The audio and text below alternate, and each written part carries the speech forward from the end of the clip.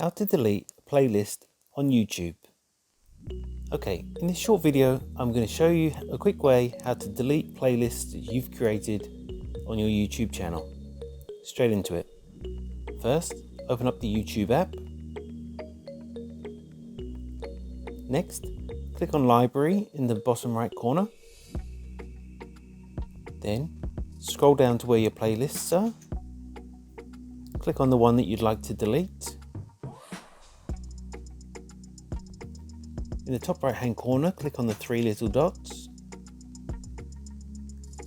Next, click Delete Playlist. And finally, hit Delete. And that will delete the playlist from your YouTube channel. And that's all it takes to delete playlists on YouTube. If you found this video helpful, I'd love it if you like the video, subscribe to my channel, and let me know in the comments if this worked for you. Thanks for watching.